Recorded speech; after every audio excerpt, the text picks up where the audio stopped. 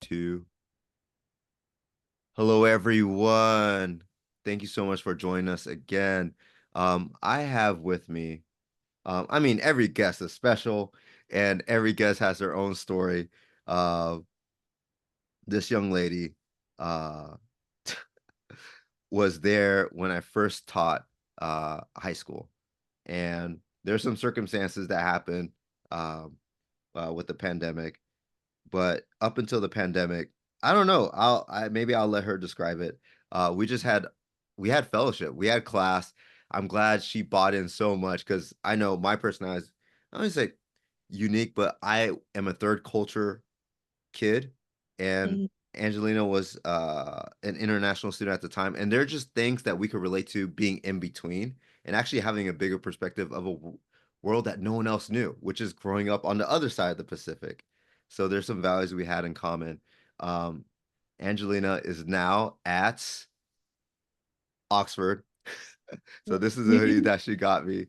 Um, and I'm just so honored and grateful. Um, Angelina, thank you so much for joining us. Thank you for having me. And yeah, I'm super excited. I haven't seen you in so long. So, even if it's not for the podcast, I really appreciate just like some time to catch up with you and like Oh, talk about life in general. yeah.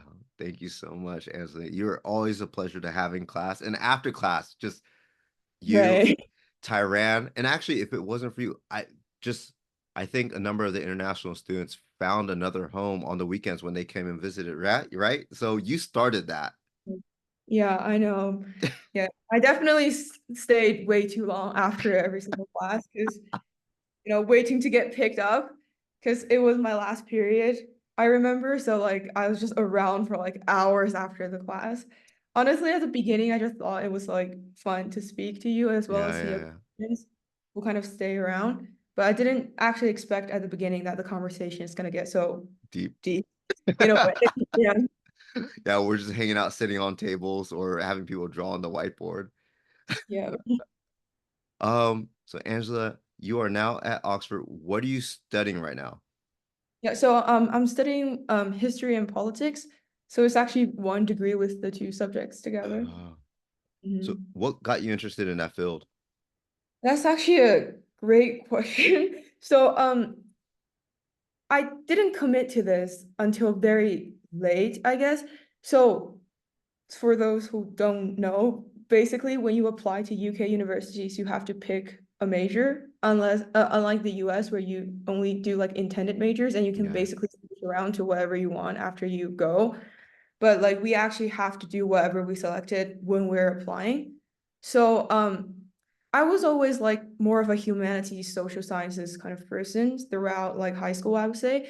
So I really liked philosophy, I really liked politics, I liked, those stuff. And also as well as literature, I've considered it when I was applying.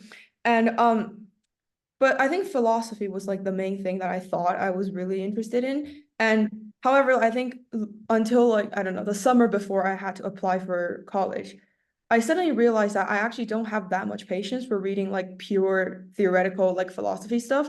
Rather, I'm more interested in like the process of how thought developed and like how did kind of philosophy and theory kind of evolved into what it is at a certain point of time. So I was like, and I found out that that is actually called intellectual history.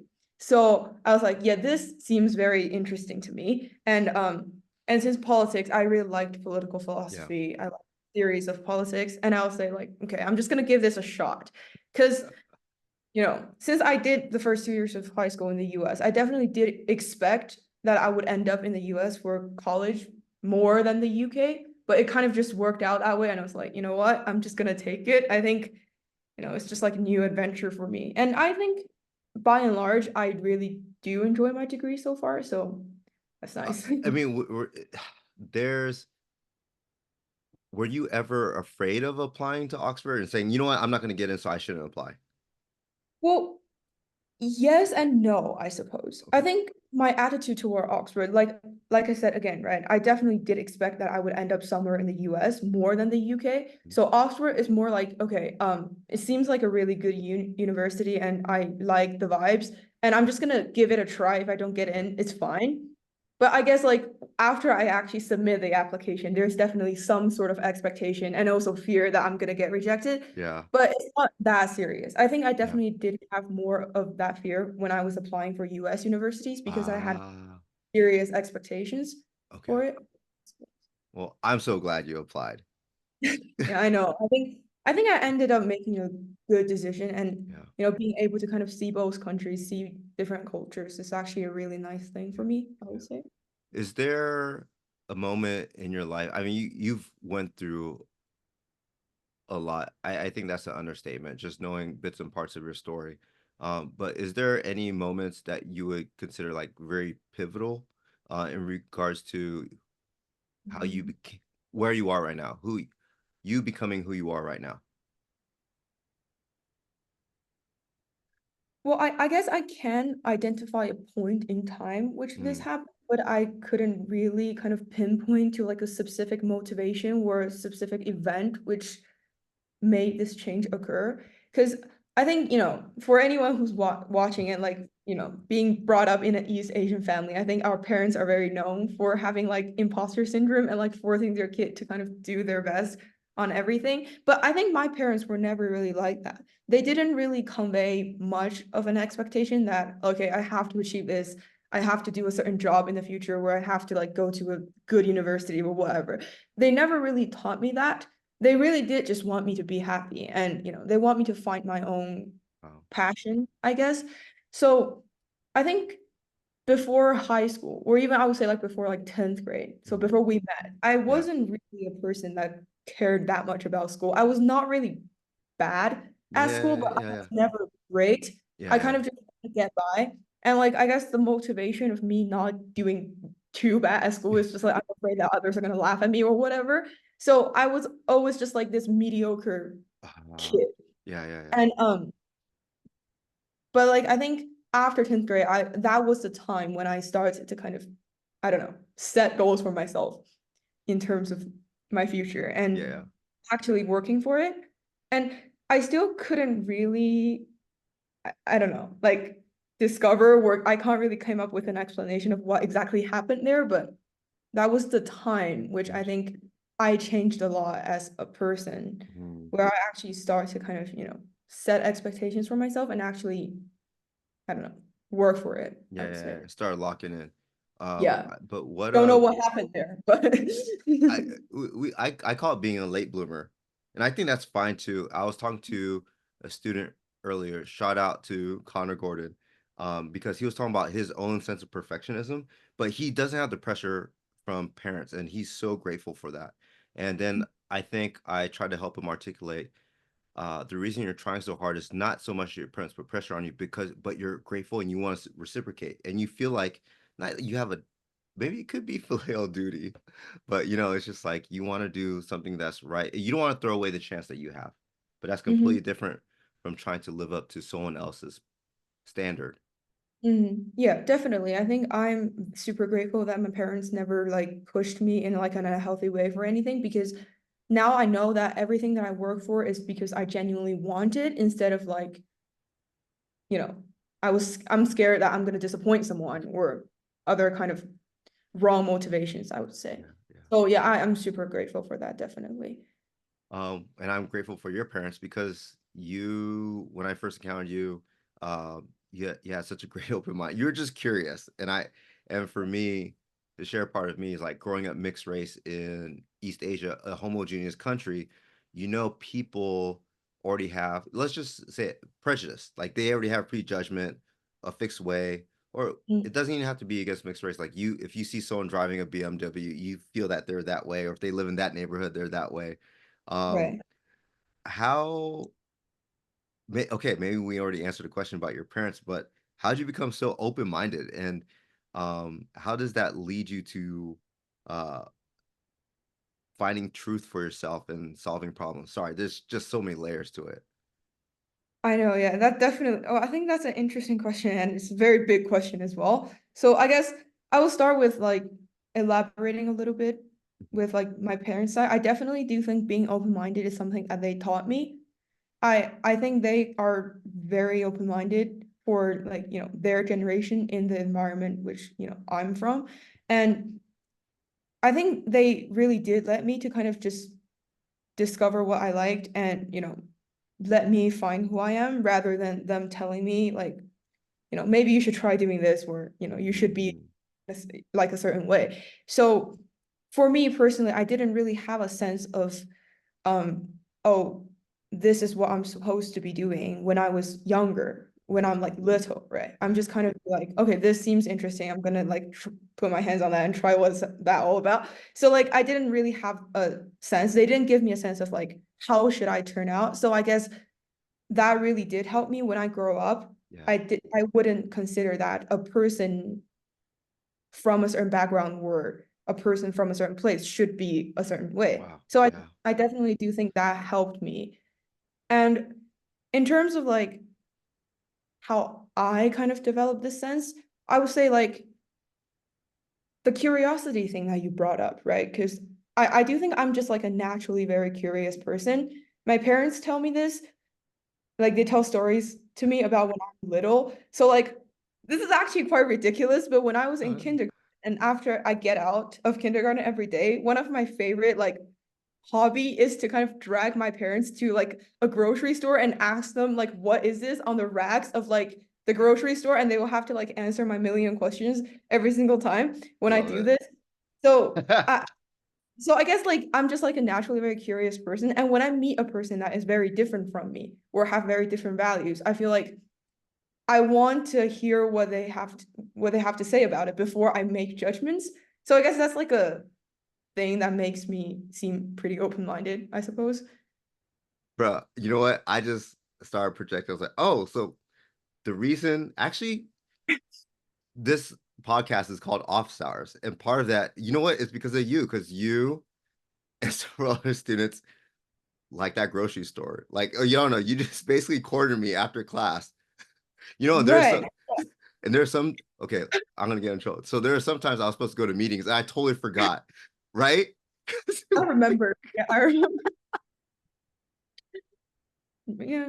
Yeah, I've always been like that apparently. Because I obviously don't remember that I've annoyed my parents like that when I was 2 years old, but Well, there you have it, everyone. Actually, the founder, the original founder, the OG of this podcast is Angelina. If it wasn't for her, we wouldn't have office hours. I wouldn't be lingering after school in my office having an audience with students because, Angelina started that trend. Well, thank you for your curiosity. Oh. Where do you see yourself 10 years from now? That's a oh my gosh. Well, hmm. This is actually a really difficult question for me to answer right now because I feel like if you asked me this a year ago, I will have more certainty. But right now, I think in the past year, I did struggle a little bit with like planning out my future and everything. Yeah, yeah, So, like I said in high school, I think now I'm still on the track. I want to go to law school after I graduate yeah, from Oxford. So if that actually, I don't know, works out, and 10 years from now, realistically, I'll probably be working somewhere as a lawyer. And I don't know where that somewhere is going to be. Actually, I think again, very open-minded about that. I'm yeah, happy to go wherever yeah, life takes me. Basically, if I see a good opportunity, I'm pretty open-minded yeah, about like where I would be physically, I suppose. yeah, So yeah, there's a lot of places where I can see myself living yeah. in 10 years. So yeah, that. But however, I don't know. Because this year I've been questioning a little bit about my Mm, motivation doing law in the future. yeah, yeah. And I think for some reason, I've been telling myself that I wanted to be a lawyer ever since the beginning of high school. And I think, Mm, people say they want to be all sorts of things at that stage of yeah, their life. They yeah. normally do change. But I think it's actually a pretty odd case for me that I have kind of just sticked with that motivation for like Okay. this long. But I never really had like a very clear idea of why exactly do I want to do this. So now I haven't fully given up on this idea, but I'm Mm, definitely trying to kind of think more about it. And I want to find like a right motivation for yeah, me yeah. to. pursue this We'll track. talk about it briefly after the podcast because I want to talk to you. Just see if it'll add some clarity. Um, Mhm. but I will say this: no matter where you go in the world or whatever company, whatever specific field in law, or even if it's outside of law, any place would welcome you, Angelina. And Oh. you are an asset for sure. Like, if I do well financially and I have a company, you're coming on board. But I just have to be able to afford your Yeah, salary very and your versatile. lifestyle. And of course, taking care of your parents because they raised you so well. I want to honor them. So maybe I have to give your parents a salary. Yeah. Um, so with your open-mindedness, and your amazing mind and big heart, how do you handle setbacks? I don't want to call them failures or mistakes, but how do you handle situations not going your way? Mm. To be honest, I think counterintuitive to like what a lot of people would kind of assume about me, I'm actually not a person that's extremely good at handling kind of failures where, I don't know, anxiety and stuff like that. Yeah. I'm actually quite prone to kind of blaming myself for mistakes that I've made a Okay. long time ago. Okay. And but I think I don't know. I want to find an example about this so I can make things kind of clearer. So, okay, I guess one of the examples that I still kind of sometimes think about when I was applying to university, I didn't get accepted to the school that I applied early decision to in the Okay. US.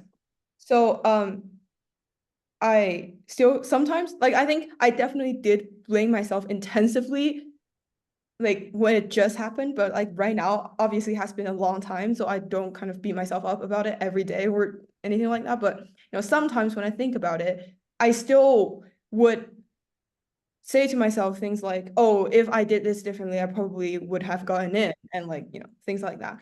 And I think I definitely am not over this problem completely, but I think I've found ways that I can kind of cope with this kind of mindset and like things to tell myself when I'm having kind of these reoccurring thoughts Mhm. of blaming myself for like a failure or a setback that happened a Yeah. long time ago. I would tend to kind of remind myself that the things that I have right now Mm. are things that I couldn't have if that actually, Yep. if I was actually successful in that application, I wouldn't be at Oxford. And I've met people that are like so valuable to me. And I think the teaching at Oxford has done me a lot of benefit because of how unique like their mode of kind of teaching is. So I couldn't have all of that if I were somewhere else. Yeah. And to be honest, I wouldn't trade this for, going to the other university that I was rejected from. I realized that it wasn't actually the thing that I lost where I didn't achieve that makes me angry or sad. It was just the fact that I don't want to acknowledge that I didn't do something well enough, right? So I guess like if I after I arrive at this conclusion, I think it has become a lot easier for me because now it just became like a feeling kind of thing, right? Like I feel bad for myself Yeah. or like I feel a bit, I don't know, occupied by my imposter syndrome, but it's not like I actually lost something that is like intrinsically valuable in a sense Mm. because I think I wouldn't trade my experiences right now for anything. So that really did help me to kind of get over that a little bit. Yeah. Thank you so much for profound wisdom. I'm still going through that too. Yeah. Uh, Sometimes I would just think about like a thing that I did wrong like a long time ago and I would just cringe. I don't know if you would relate to that. Like I yeah. would like, oh, Hmm. like I said something dumb in Yeah. like fifth grade and I was still like cringe about that. And But yeah, I think it's just me. but you know But what? If you didn't say something cringe in fifth grade or hang out with mom and dad in a grocery store, you wouldn't have the personality that you have right now, and we wouldn't have clicked, and we wouldn't have this podcast. exactly. Well, So it's gratefulness, and it's hard though because it is hard. It's a lot of ego and pride, mhm.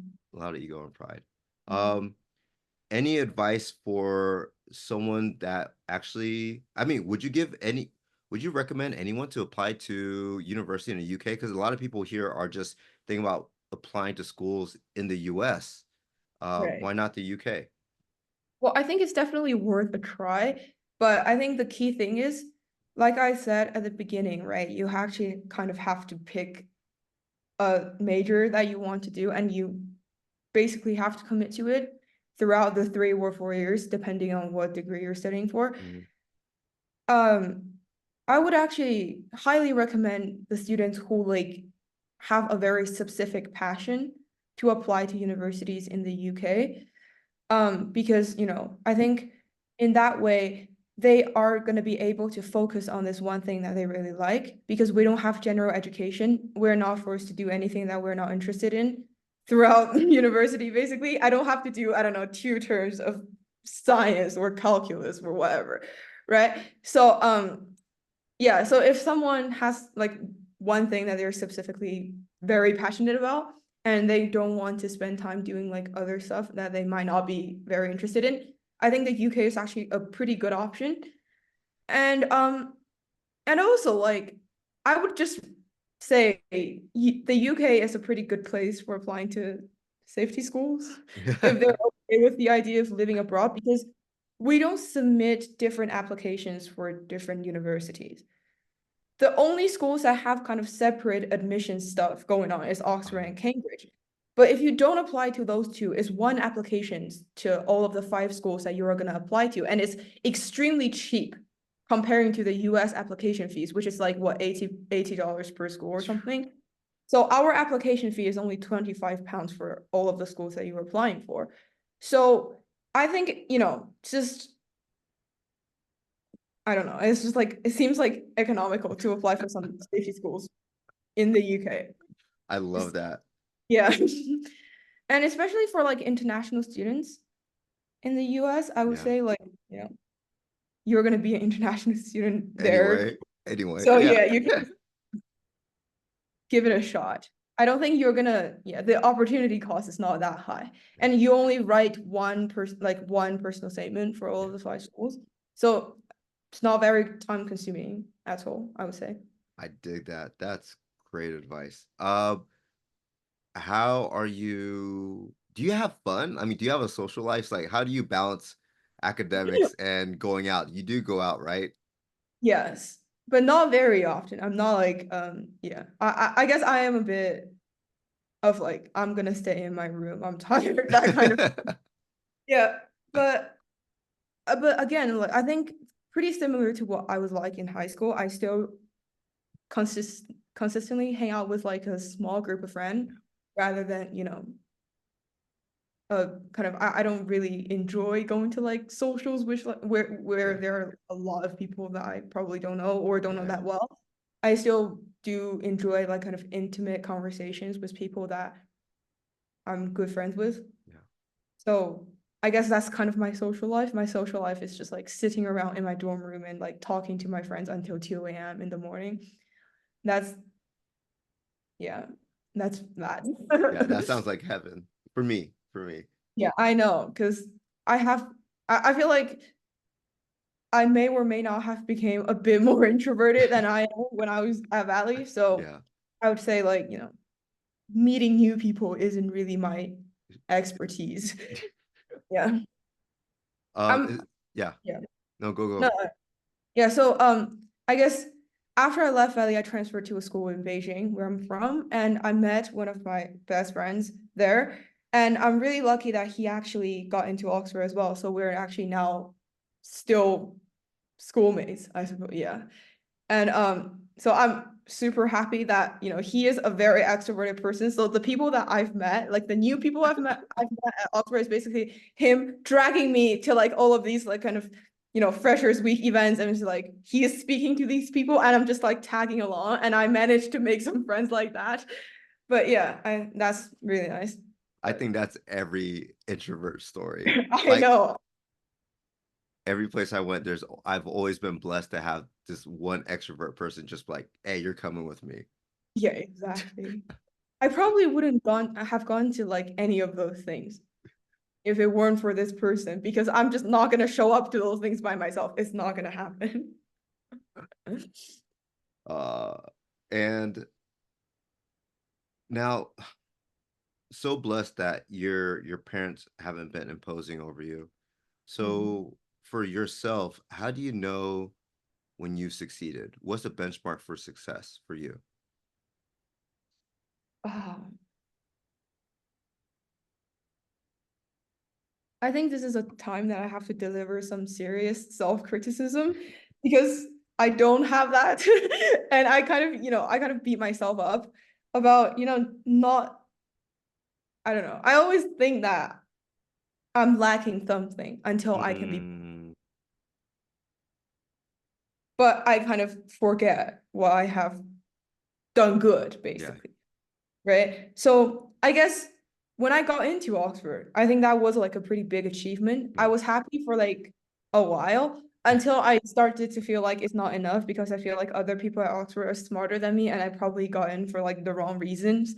And so I guess like for me, I kind of constantly seeks self-validation through kind of Mm. accomplishing things that looks fancy or looks cool or like, Yeah, looks like I've done a good job yeah, in whatever.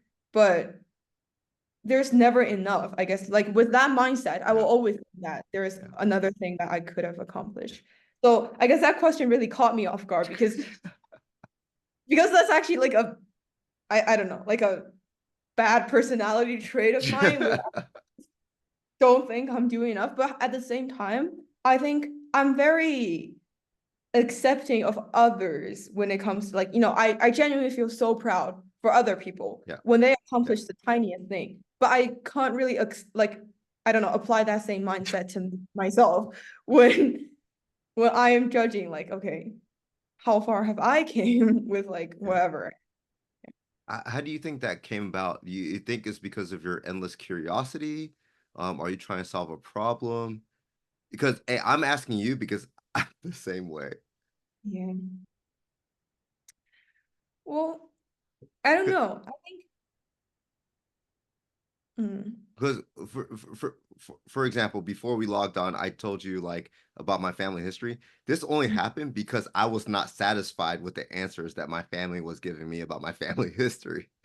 right. Yeah, I completely understand that mindset. I probably would have done the same if I were you. I would like spend an ridiculous amount of time trying to kind of find answers to a question that a lot of people probably wouldn't think is all that important, I Yeah, suppose. yeah.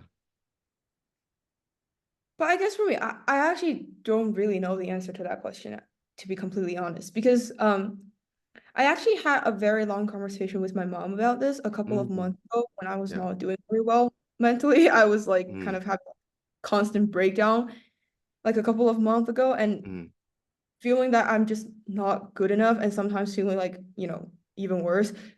And because she's really confused. And I guess like as hmm. confused as I am, because, like I said, they never really imposed Yeah, a yeah, very kind of strict expectation or rule on me yeah. about how should I turn out or like what do I have to accomplish and why am I so harsh on myself? Mm, So yeah, I definitely because when she was trying to kind of ask me what I think about this, and I couldn't really give her an answer. But I guess one part of the reason why is like I have a very negative habit of comparing myself with other people.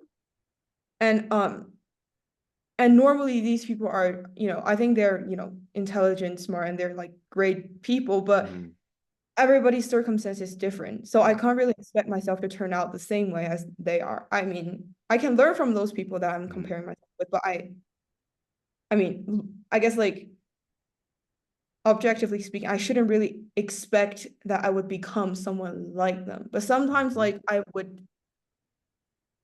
I guess sometimes I would have like a thought that like I want to be like a certain mhm, person mhm. when I'm Yeah. not. I start to kind of question like, okay, like what's wrong with me or like Mm, what's that I don't have. So I can't really be like whoever that I'm comparing myself with. So again, this doesn't really answer the question of the origins of my imposter okay. syndrome, but I guess that's just like what go through my mind Yeah, yeah, yeah. sometimes when I'm feeling a certain way. So I think it's okay to this comparison too is like I think for us, I think the beauty of our conversation is actually before during All Stars, it was actually we're just sharing our experiences and trying to become more articulate right?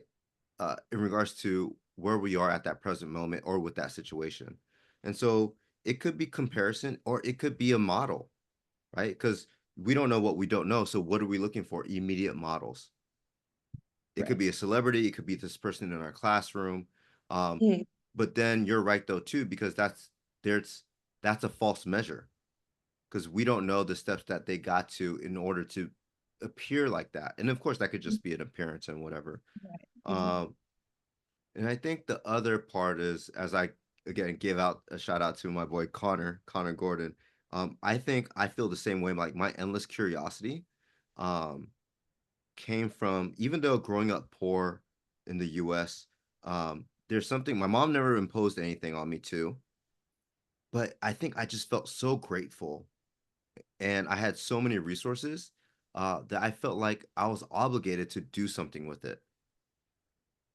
Um, and Yeah. so you might want to check it out. There's something called the Noblesse Oblige. Noblesse Oh yeah. Oblige. Yeah, I've yeah, heard before. yeah, yeah, I yeah. guess it's actually quite reasonable for me because I've been put in a so like again, super grateful for my parents to kind Yeah, of yeah, provide me with the best education that I can possibly have. I was put in an environment where, on average, kids are smarter than like, the average person, right? Like they're very highly educated, they yeah, have highly educated parents, and they have probably way more resources than an average person would have. So when they put me in an environment like this, the competition that I set for myself, as well as the kind of model or like the type of person that I yeah, look up to, is necessarily going to be like a very high kind of yeah, yeah, expectation that is reflected on me, I suppose, if that makes any yeah, sense. yeah, yeah, yeah, But yeah, so I suppose, yes, like the environment, which they have very kindly provided me with, yeah, that has led me to feel like since I'm already here, yeah, I have to do better. yeah, And when I actually do something better and I kind of, made myself, so I put myself in an even better environment with smarter people and I just have like started to have like higher expectations for myself as well. So I feel like it's just endless. It's like a cycle that kind of yeah, just internally goes down, yeah. basically. Yeah. Well, if I may interject, here's the tough part. So if you look at East Asia, Japan, Korea, and China, we should pull up facts about this. But I'm pretty sure I even saw something about like the Korean IQ being above average in the rest of the world. And I'm sure with China and I'm sure with Japan. And that also Mm. goes to like our thousands of years of education, right? Yeah, I think like just it's like a social phenomena that East Asian parents spend so much time, energy, and money on educating their child. Sometimes like unproportional to their income and their ability to afford, basically. But I think that really did, although like I think my parents is probably not the Mm, one that is gonna, push me very yeah, hard yeah, and yeah, but like the environment yeah, is with exactly. like with the majority of Yeah, the parents like yeah, that. So I feel like I am inevitably kind of influenced by yeah, how the people around me has yeah, been conditioned by their parents, yeah. basically. So yeah, we are all in this echo chamber. But I will say this. Uh, It's I've heard from a number of professionals, especially psychologists. IQ is not a predictor of success. Actually, being thinking too much will get you in trouble, right? There are a lot of smart people, high IQ, that actually end up becoming addicted to gambling, Mm, drugs, and alcohol because obviously we're processing way too much information. So we yeah. need to cope. We need to numb ourselves. I think the biggest uh, predictor of success is just being able to be discerning, make the right choice. Because you can have someone such as moi who doesn't have as high as IQ as someone else. Maybe I do have IQ, high IQ. I don't know. I'd never taken an IQ test, but the ability to make the right decision. Mhm. So I pray that I mean, for you and for myself, to not just, you know what, you could be really smart, but you could still make the wrong decision. You know, so Yep. uh let's be easy on ourselves and just be more discerning and try to stay more clear and know what environment we're in. But yeah, we'll talk about that off the pod, like when we get off the podcast too. Because yeah, we gaslight ourselves. um, how and you mentioned this. Actually, you know what? You've already mentioned it, so we won't go to that. What is a misconception that people had about you in high school? Um, wow.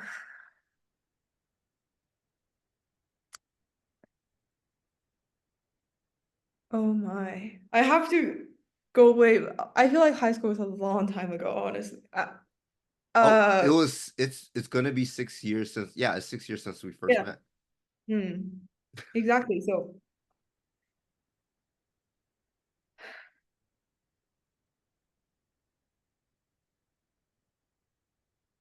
oh my.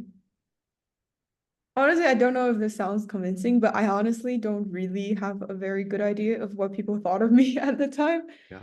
So, so I guess the question would be a little bit difficult for me to Oh, answer. But I guess there's like a general misconception that people have about me. I don't know if this is during high school, but this is definitely still here now, like a misconception that people would often have about me is that they think I'm a very confident person.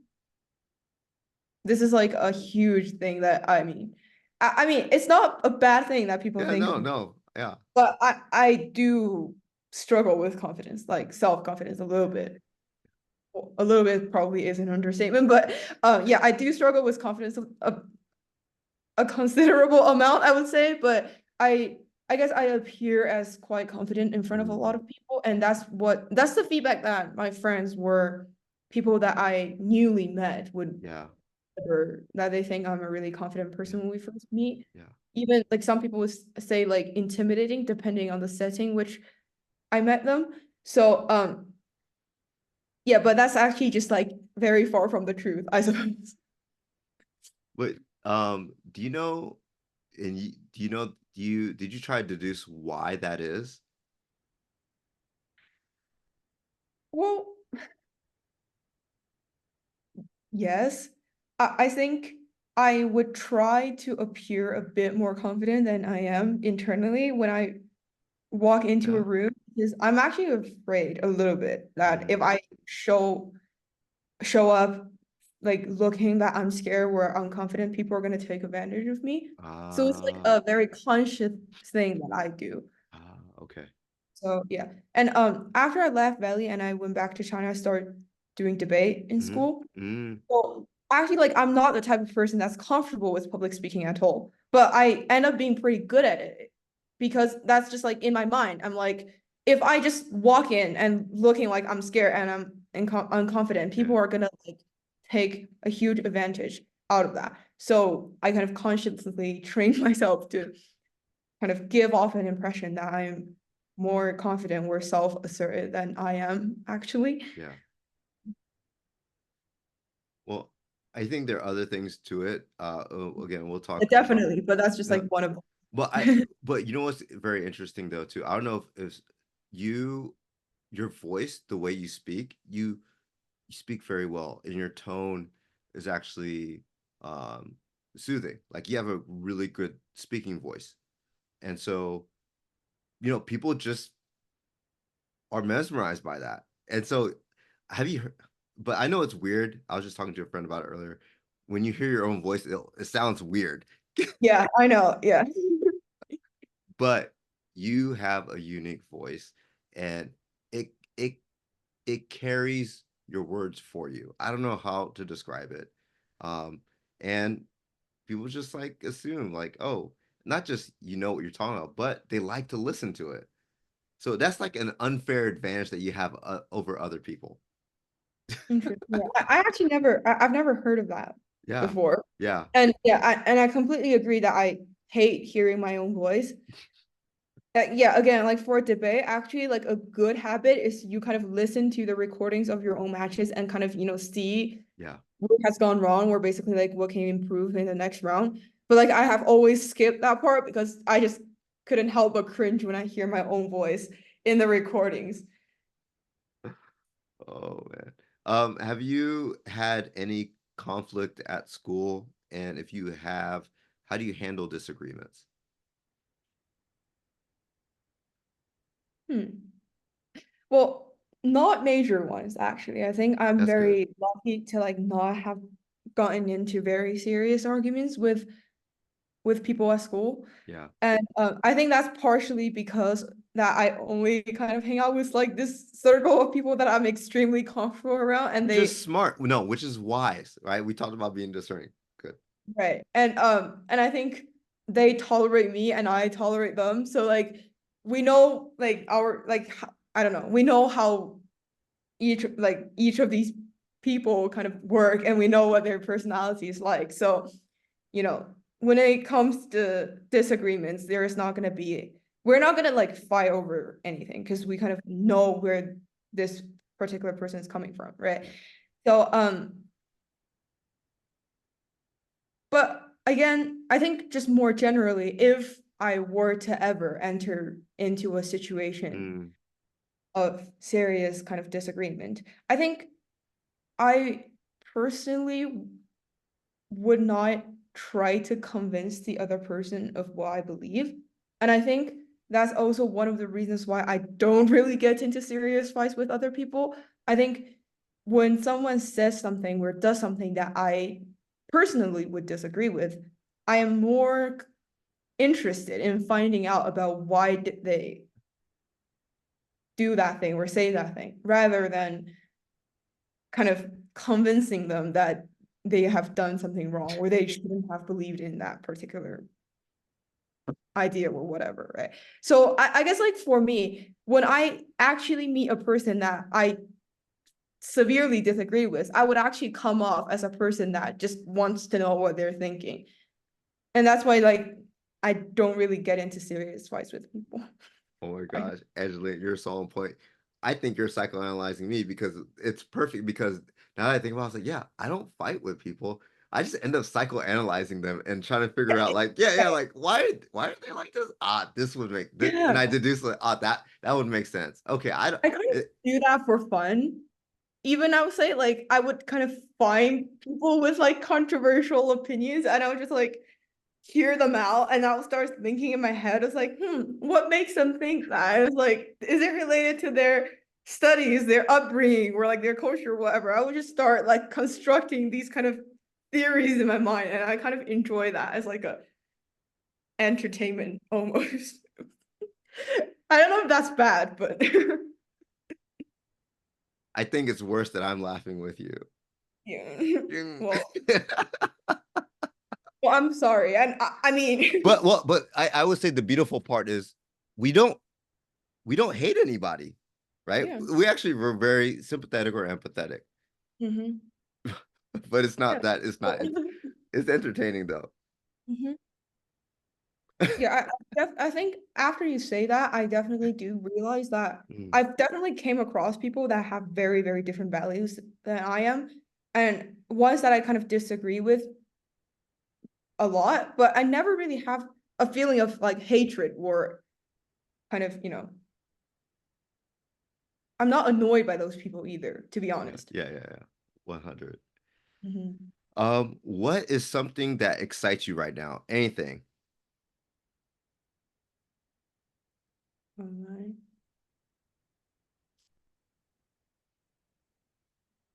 This interview is gonna make, or this podcast is gonna make, like, I don't know, make me seem like a boring person that doesn't care about anything because I feel like I don't have an answer for all of the fun questions like socializing and it No. excites me. I And think if anything, what's happening is because we have so many different people watching, um, Mhm. is you're for some people you're just affirming that it's okay to be them, especially if they have the same values. Like for me, like I just found out it's like yeah, that's right. I don't hate people. I don't even argue because I I just don't like conflict. You know, I'm conflict avoidant. But here's how I found some type of resolution is by coming up with a narrative for them. Mhm. Well, yeah, because I have watched some of your previous interviews with other Yeah. students, and Yeah. you have some questions like, oh, like what are you passionate about? What are you excited for? And they have like really specific answers. And I feel like I don't,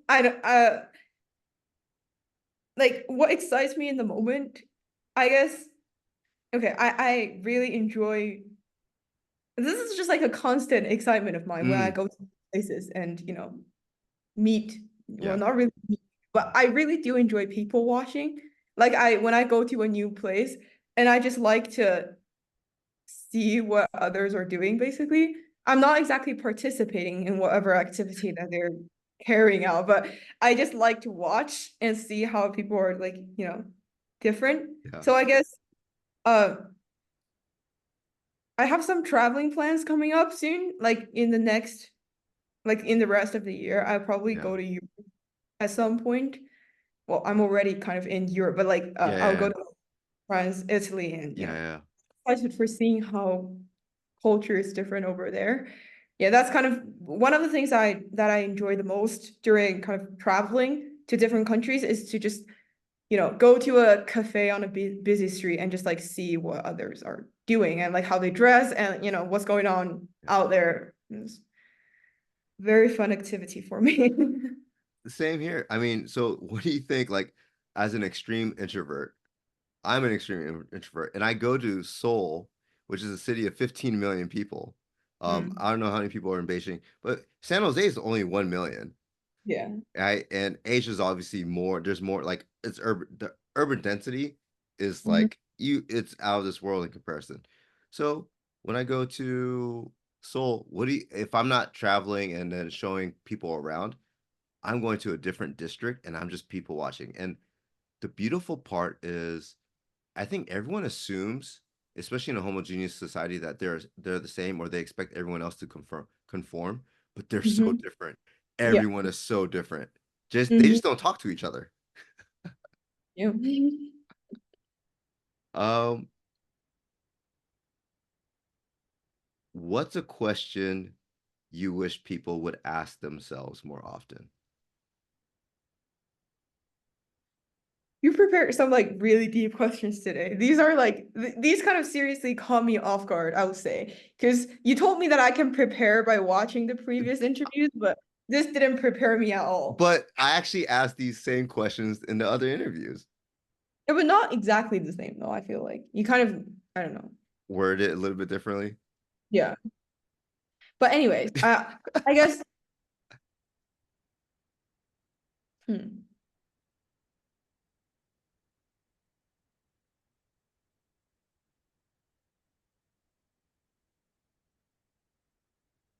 I do hope that other people in general would be more empathetic. So Mhm. So I feel like this kind of circles back to the conversation that we're having just then. I think, the world is going to be much easier on everyone if people just kind of try to understand where others are coming from with their ideas and judgments rather than trying to kind of conform them to their standards of what. Mm, So I guess like if I have to say one question is like, what is the other person, as in like the person that one is speaking to or interacting with, what is the other person's intentions and mm, where exactly are they coming from? Because because for me, I think that's just like a almost like a fun question for me to ask, right? But I guess it's not the instinct for a lot of people. yeah, And yeah. and I feel like a lot of kind of serious arguments and like fights are because Yeah. neither party are willing to kind of take a step back and just try to like comprehend what the other person is trying to do, or like why would they have certain ideas, and like this why is probably not something that is up to themselves, is probably like external forces that has influenced them Yeah. that makes a person think a certain way. So I think that would be like a very good question for people to ask more often. That's a wonderful question to ask. And I'm going to double up on that, which is why do you think that is that people don't try to see another person's point of view? Do you think it's because people are willfully ignorant, or is it because they're incapable from your experience?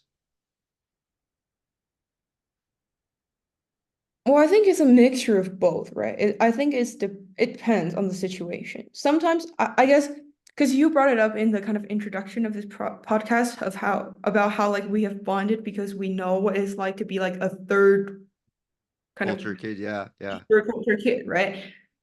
It's like for me, sometimes like when I speak to I would say like, just in college, when I speak to a person that's kind of like born and raised in a very standard British family, there are certain things and ideas that they would just never understand. And I don't think it is them being inconsiderate and they're not willing to stand on my point of view. They just can't do it because there are certain questions that they probably never got asked by others or themselves when they grow up, and there are certain things that they don't experience. Their parents or the people around them have very different values than the people around me. So I would say like in those kind of situations, it is quite impossible for them to really kind of try to put themselves into kind of my perspective or kind of, really try to comprehend where I came from. But I do think there are other instances where people do get too preoccupied of convincing another person that they're right, where they're very kind of certain that their value is the kind of correct value for whatever reason, and they're gonna like kind of ignore the question of, am I getting onto the perspective of the other person, right? 100%. 100%. I think that's really brilliant because it's like for us being third culture people, it's like we've been dislocated, but someone who's always known where they've been located in regards to tradition, the immediate culture that surrounds them, Mm-hmm. and the language nuances, the schema, and how to interact and all that. Um, they can't imagine. They can't because they never experienced or observed. Um, it's just, yeah, you're right. It's impossible. Um, and for others, I think the choice it's uh, actually so a lot of people. I think you're very wise beyond your years. You've always been wise beyond your years. Um, is they're talking not to convince anyone. They're actually talking to be heard anyway. And so they're not trying to have an actual conversation or dialogue. That's just the best way to put it. Mm-hmm. How I know as you're navigating uh your trajectory right now. Right. But no matter what field you end up, what industry, what kind of impact do you want to have in your community or society in the future? Mm.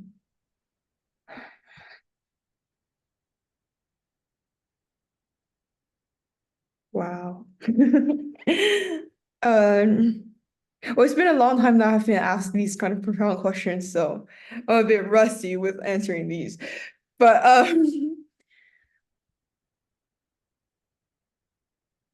hmm.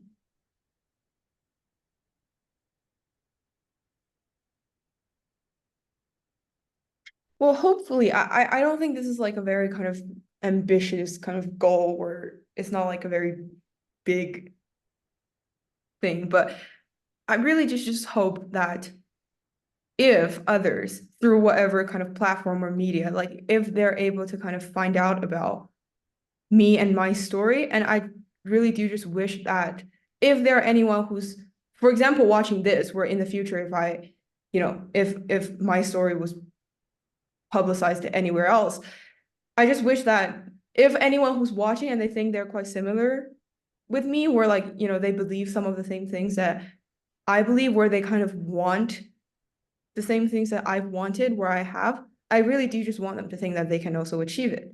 Mhm. Because I think this is very abstract and it's not like a very specific impact, but I really, so like, except for kind of living my life in a way that I'm happy and like living a good life on my own, and like, I don't know, I wish that my family and my loved ones also do well, and I hope that I can contribute to the fact that they do well, right?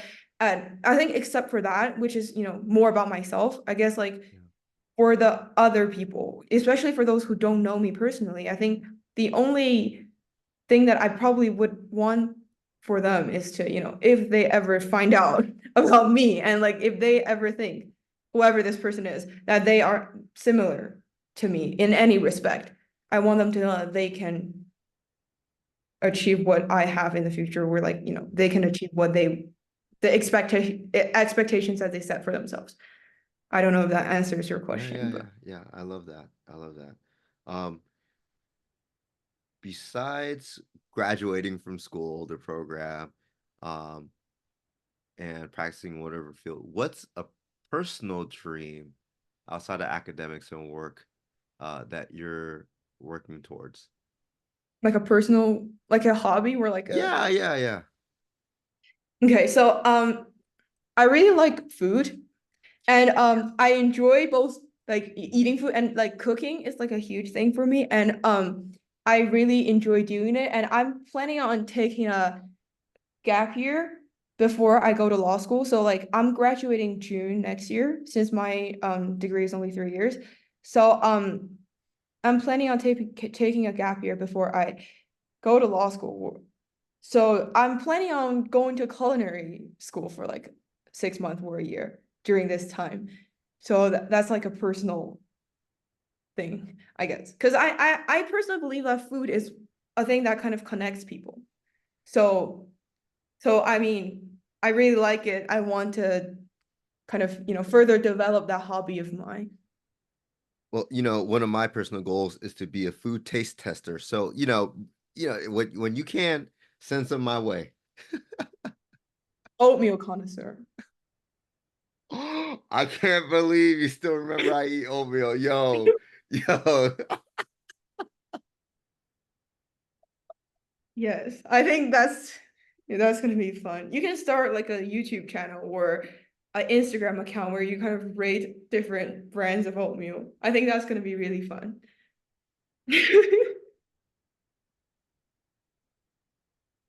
That was six. Oh my. Okay, we're gonna move on. So these next three questions are existential questions. You can answer them any way you want. Got it. Fun. Okay. What is anxiety? Mm.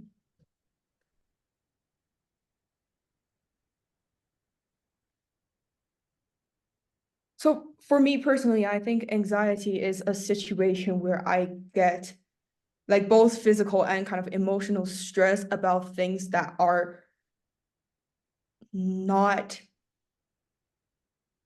up to me slash not foreseeable.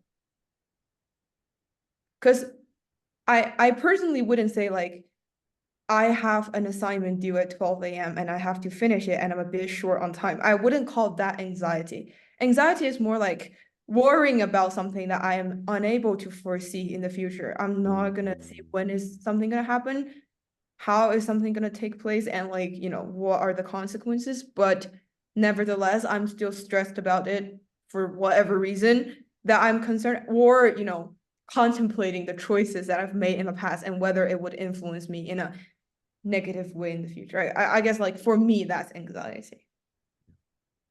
What is love? These are stressing me out. I feel like this is giving me anxiety at You the know, moment. actually, Like, you know what? That's the response you used to say in class. Mr. Reese, this is stressing me out. yeah, I know. Well, you're in a safe space. It's just it Yeah. could be platonic, familial, whatever it is, but what is love? Mm.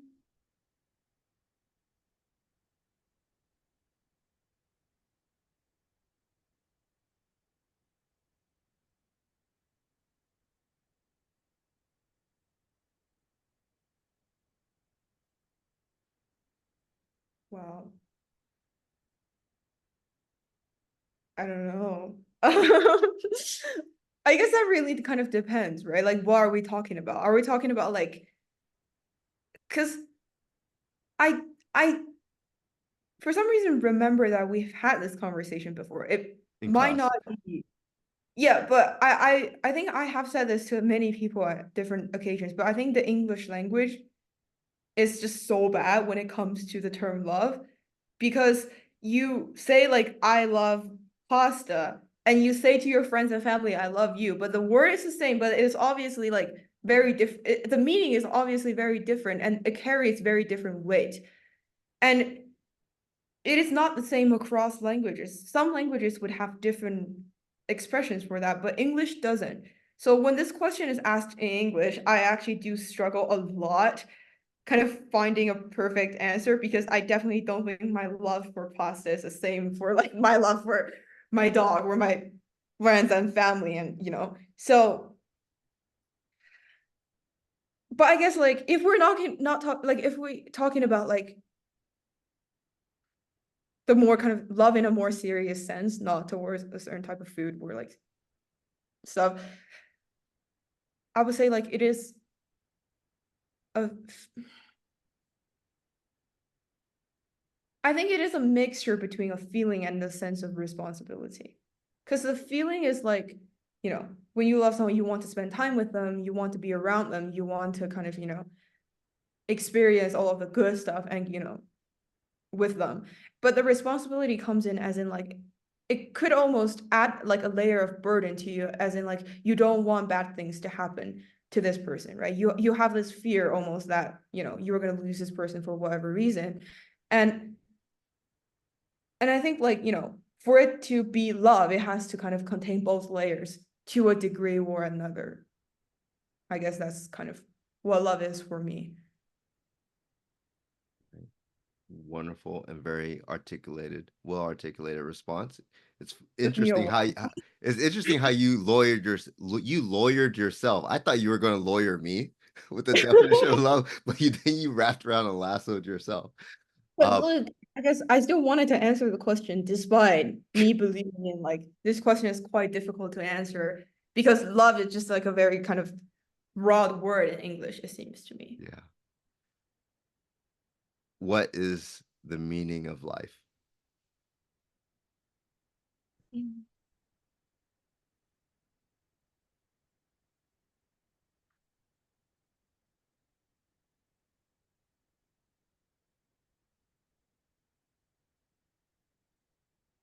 Hmm.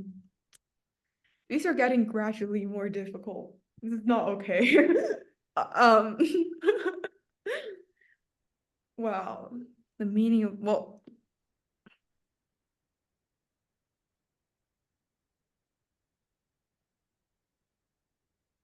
I don't want to appear like I'm just giving dodgy responses, but You're not. I do genuinely have problems with these kind of questions.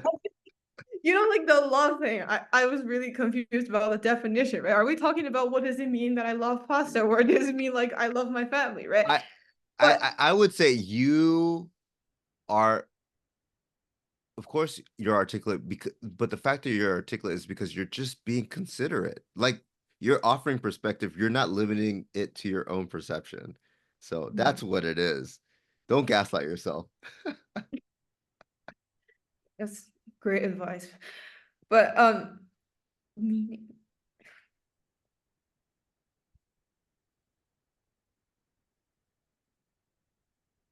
Mhm.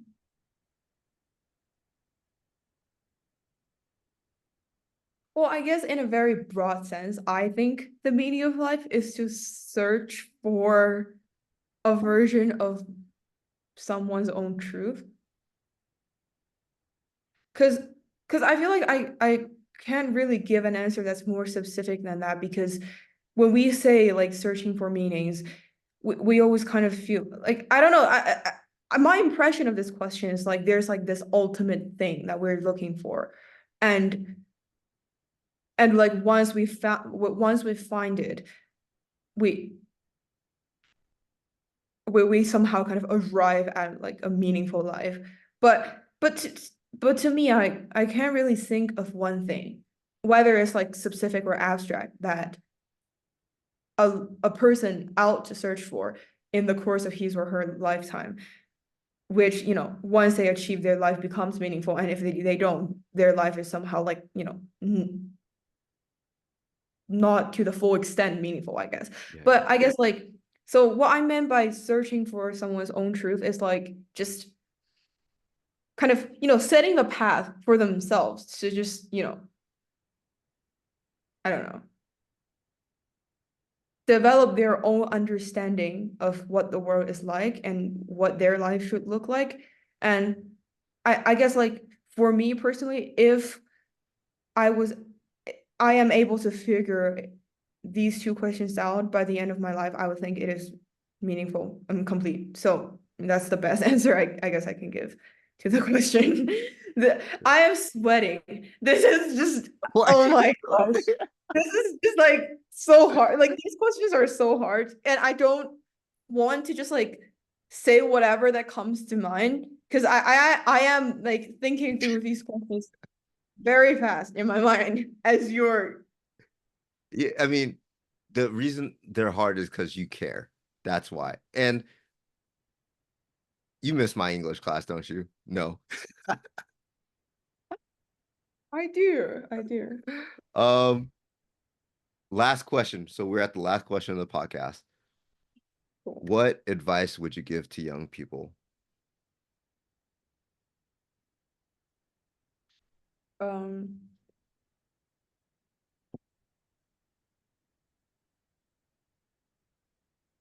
well, I guess the first thing is like